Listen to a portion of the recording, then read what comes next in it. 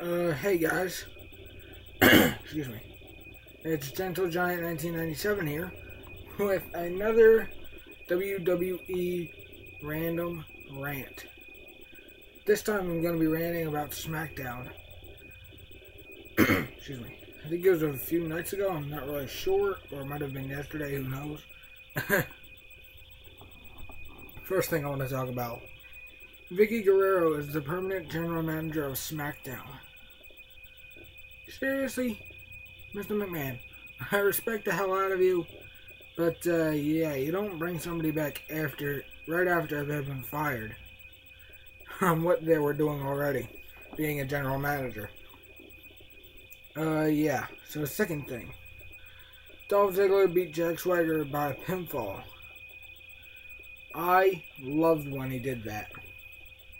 He got it the classiest way possible. He knocked him out with a zigzag and then pinned him. Got the 1, 2, 3. Loved it. Third thing. Now Ziggler talked about breaking up with AJ Lee. He said he's sorry he didn't do it a hell of a lot sooner. Sorry, I'm a little tired right now. Sorry. Number 4, AJ got really overdramatic about the breakup. About Dolph Ziggler's speech, should I say. And then number 5, there's a recap from Monday Night Raw when the Shield powerbombed Mark Henry onto the ring violently, as they call it. They violently attacked him, or savagely attacked him. When really, I couldn't believe it. I couldn't believe it. Even Dean Ambrose couldn't believe it when he did it. I think Dean Ambrose is still pretty pissed about not winning the SmackDown Money in the Bank for the World Heavyweight Championship contract. Yeah, so here we go. Number 6, the sixth thing I wanted to talk about is the Usos and Mark Henry sending the Shield running back out of the ring. By the way, I'm reading this off of my iPad. As you can see, I wrote it exactly down. I wrote it down. You see it? See it? Yep. And I wrote it down. And basically, the Usos and Mark Henry were attacking the Shield, and the Usos ran out before the Shield actually came into the ring. And that left Mark Henry by himself in the ring, which I couldn't believe would happen. Excuse me. I'm a little sick today. Yeah, so the Usos come back into the ring, right? And they basically just start punching and punching and punching the Shield. The Usos had Seth Rollins and Dean Ambrose, and Mark Henry had Roman Reigns. Because Roman Reigns was the one that speared him just about a week back. Maybe 2 weeks, I'm not sure. Oh, wait. Oh, yeah. Sorry. It was just the Monday that passed. Not last week, my bad. And then the 7th thing I want to talk about. A moment from the vault, including Mr. Fuji, Haku, and Bobby Heenan. And the Barbarian. That match was one of the worst I've ever seen Bobby Heenan managing or talking through his headset about at commentary, when he should have been at the table with whoever was commentating at the time. Yeah, so the 8th thing I wanted to talk about was when John Cena chose to defend his title against Dana Bryan at SummerSlam on Monday Night Raw. This was just Monday that passed, not last week. Once again, I apologize for saying it was last week. Please don't get mad at me. Personally, I want to see Dana Bryan win the title at SummerSlam. And I actually do think that Randy Orton might cash in at SummerSlam when Dana Bryan and Cena are at their weakest. Dana Bryan and John Cena might be at their weakest. And Randy Orton's going to come in with a bunch of momentum and make the crowd all riled up for him and everything. So, yeah, Randy Orton's most likely going to win against Daniel Bryan if he gets it in SummerSlam. So, yeah. And then the ninth thing, number 9. Daniel Bryan beat Wade Barrett by a label lock, or yes lock, or no lock, or whatever he calls it now.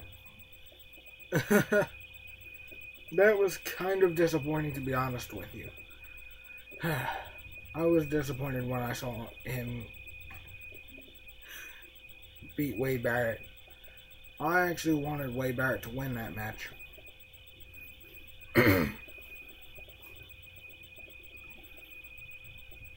And Wade Barrett may not have been the strongest contender in WWE, but I think he deserves to win more matches more often. And number 10, Miz TV starts with guest Paul Heyman. And Miz starts trash talking, saying his little catchphrase, really, really, really, really.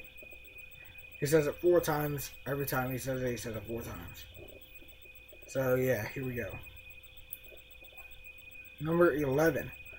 A recap from last week on Monday Night Raw, when Brock Lesnar gave CM Punk an F5, as he called it, on the announcer's table, and Punk was fighting his ass off when that happened. I could not believe CM Punk still had that much energy in him. Punk was holding his own in that one, though. I was really surprised. And I was quite happy. I was really happy that Punk defended himself in that one. Yeah. Number 12. Miz TV ends with Paul Heyman introducing Curtis Axel. And then Curtis Axel went on in his match against Chris Jericho to defeat him by one of the cheapest pinfalls I've ever seen. Yeah, I really didn't like the ending to that match because Paul Heyman distracted Chris Jericho and made him run right into a big boot. And, yeah. Curtis Axel did his perfect Axel neckbreaker, as he calls it. Calls it the perfect Axel. And got the 1, 2, 3 over Chris Jericho. So, number 14. Damien Sandow walks into the ring in a suit with his briefcase to say that he did not screw Cody Rhodes out of it. He didn't screw Cody Rhodes. Which I know he did. Because Cody Rhodes actually had his hand on the briefcase. It was right here on the briefcase. And Damien Sandow basically just punched him, and basically hit the Terminus neckbreaker, the Terminus, onto Cody Rhodes and made him land into the crowd of people, Dean Ambrose, Fandango, stuff like that. Yeah, made him land into the group of people that was just sitting in the barricade. Cody Rhodes was pissed off at his former stable member as the Rhodes Scholars. So, yeah.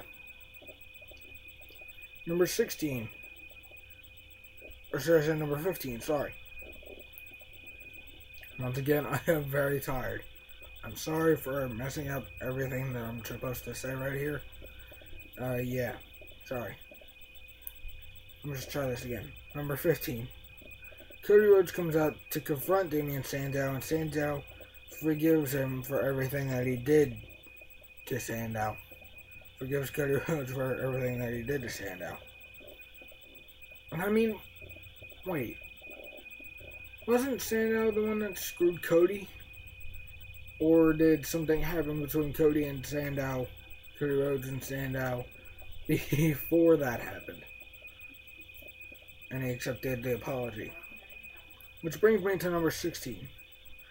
Cody Rhodes accepts the forgiveness and hits Sandow with his own briefcase and throws it towards the Titantron. That was one amazing throw. That was better than Carly Rae Jepsen at the All-Stars game.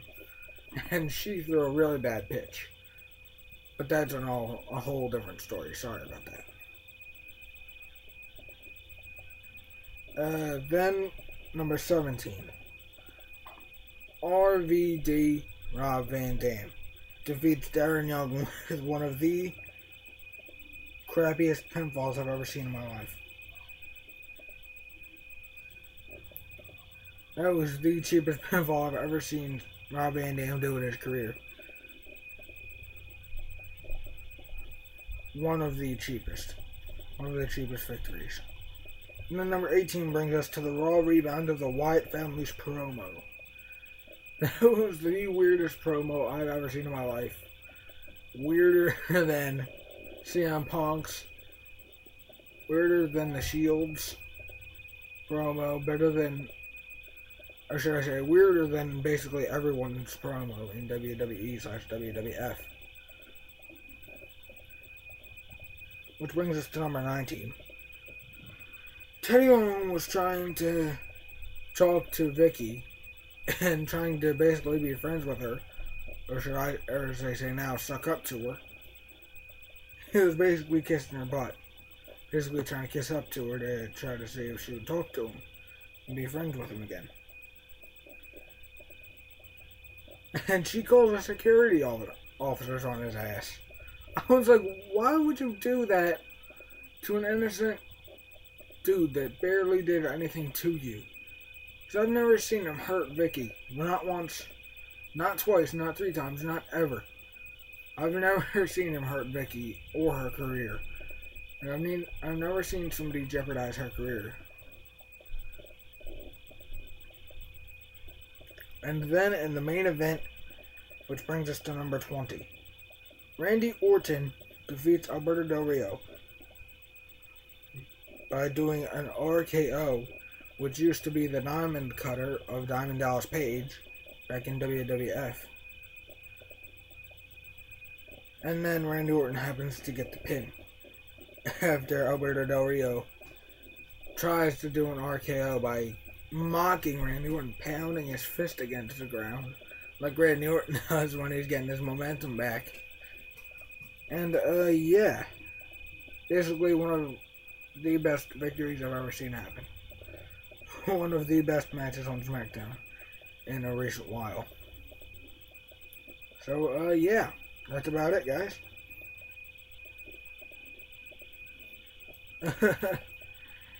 Which brings me to this. Please give me your opinions in the comment section below, right down below, and tell me what you think of Friday Night SmackDown. Once again, this is Gentle Giant 1997, and he's saying, be safe, be smart, don't try this. Any of the moves. Don't try any of the moves you see on WWE or UFC or TNA or any fighting company. Bye, Little Giants. See you next time. And be safe.